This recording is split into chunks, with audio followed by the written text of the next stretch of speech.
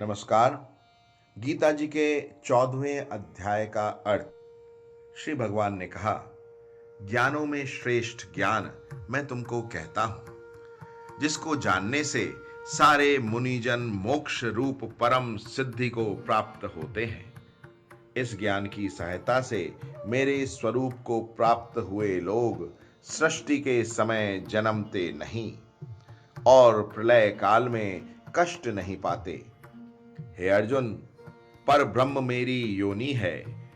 मैं उसमें गर्भ को रखता हूं और उसमें भूतों की उत्पत्ति होती है। हे कौन्तेय, सब गर्भों में जो विभूतियां उत्पन्न होती हैं, उनका उत्पत्ति स्थान प्रकृति है और मैं बीज देने वाला पिता हूं। हे महाबाहो, प्रकृति से उत्पन्न सत्व, रज और तम तीनों गुण देह में रहने वाले निर्विकार आत्मा को बांधते हैं। हे अनघ, इनमें तत्व निर्मल होने के कारण निरुपद्रव है, जो प्राणी को सुख और ज्ञान के साथ बांधती है। हे कौन्तेय, रोगात्मक रजोगुण से तृष्णा और आसक्ति उत्पन्न होती है, जो प्राणी को कर्म के साथ बांधती है।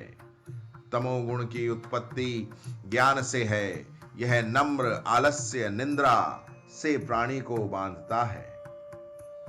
हे अर्जुन, सत्व सुख उत्पन्न करता है, रज कर्म पैदा करता है, तम सब ज्ञानों को बढ़ाकर प्रमाद पैदा करता है। हे अर्जुन, सत्व गुण रज और तम को दबाकर बढ़ता है, इसी प्रकार रज सत्व और तम को बढ़ाकर बढ़ता है और तम सत्व तथा रज को दबाकर बढ़ना चाहता है। इस देह में इंद्रियों द्वारा जब ज्ञान का प्रकाश उत्पन्न हो, तब समझिए सत्व गुण की विशेष वृद्धि हुई है। हे कौन्तेय, रजोगुण की वृद्धि में लोभ कर्मों में प्रवृत्ति, कर्मों का आरंभ, अशांति और इच्छा उत्पन्न होती है। हे कुंती नंदन, तमोगुण की प्रबलता में अविवेक, अनुधम, प्रमाद और मोह ये सब होते हैं। जब देह को सत्व गुण के उदय में मृत्यु प्राप्त होती है, तो वह ज्ञानियों के प्रकाशमय लोक को पाता है। रजोगुण के उदय से मरकर कर्मों में आसक्त मनुष्य जन्म लेता है और तमोगुण के उदय में मरा हुआ मूढ़ योनि में जन्म पाता है। सात्विक पुण्य कर्म का फल भी सात्विक कलंक रहित होता है। राजस कर्म का फल दुख और तामस कर्म का फल अज्ञान है। सत्व से ज्ञान उत्पन्न होता है, रज से लोभ तथा तम से प्रमाद, मोह और अज्ञान की उत्पत्ति होती है। सात्विक पुरुष को उत्तम, राजस को मध्यम और अधम तामसी लोगों को नीच गति प्राप्त होती है। जो दृष्टि गुणों से अलग अर्थात निर्गुण साक्षी मात्र आत्मा को जान लेते हैं, वह मेरे रूप को प्राप्त होते हैं। जो देह शरीर में उत्पन्न होने वाले सत्व, रज, तम इन तीनों गुणों को जीत लेता है, वह जन्म, मृत्यु, बुढ़ापा और रोग से छूटकर मुक्ति पाता है। अर्जुन ने पूछा, हे प्रज्ञ, कैसे मालूम हो कि अमुक मनुष्य ने तीनों गुणों को पार किया है? उसका क्या बर्ताव है? किन उपायों से वह तीनों गुणों को त्यागता है?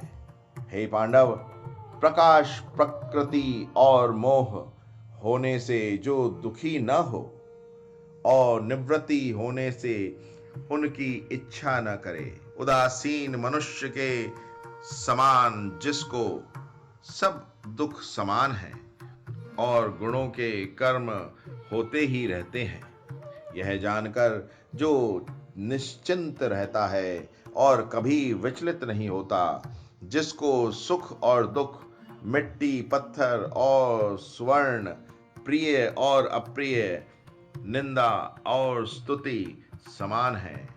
जो धीर है, जिसने सभी बखेड़े छोड़ दिए हैं, उसे गुणातीत कहते हैं।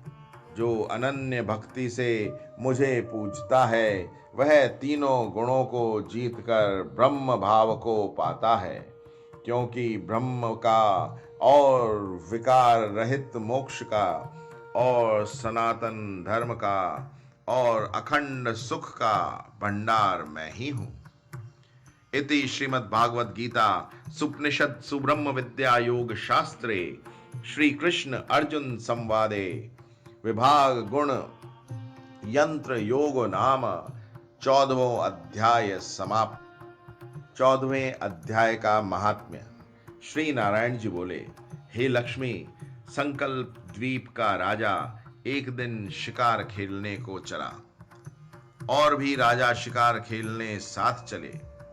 संकल्प द्वीप के राजा ने दूसरे राजाओं के साथ शर्त बांधी कि जिसका कुत्ता शिकार मारे सो लेवे। सब राजाओं ने अपने अपने कुत्ते छोड़े। तब एक सुस्या यानी कि जंगली सुअर निकला। उसके पीछे कुत्ते दौड़े। सुस्या दूर निकल गया और कुत्ते पीछे पीछे भागते रहे। संकल्प द्वीप के राजा के कुत्ते ने सुस्या को पकड़ा। लोगों ने शोर किया तो कुत्ता दुचित्ता हुआ, यानी उसका ध्यान हटा और जो सुअर था वह फिर भाग निकला।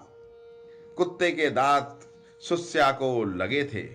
रुधिर टपक रहा था, खून बह रहा था। सुस्या यानी कि सुअर भागता भागता आगे निकल गया और कुत्ता उसके पीछे पीछे लगा रहा। भागते भागते वन में एक कच्चा तालाब पानी से भरा था। वहां साधु रहता था। उस तालाब में सुस्या जा गिरा और पीछे से वह कुत्ता भी जा गिरा। इतने में राजा भी घोड़ा दौड़ाकर वहां पहुंच गया तो देखा कि दोनों तालाब में मरे पड़े हैं और देव देही पाकर बैकुंठ को चले हैं।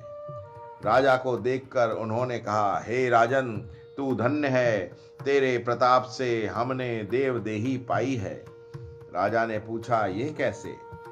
तब उन दोनों ने कहा, हम नहीं जानते, इस जल के छूते ही हम लोगों को देव देही प्राप्त हुई। राजा ने कहा, मेरे धन्य भाग जो तुम्हारा उद्धार हुआ है। इतना कह वह बैकुंठ को गए। राजा ने नमस्कार करके पूछा, हे संत जी, वार्ता कहो, यह कौतुक आश्चर्य क्या देखा?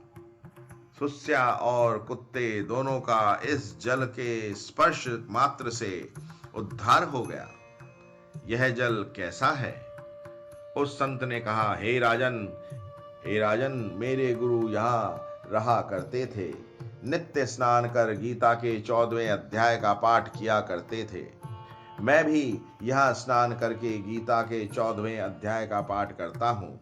राजा ने कहा, धन्य है जो आपके प्रताप से ऐसी योनियों का उद्धार हुआ है।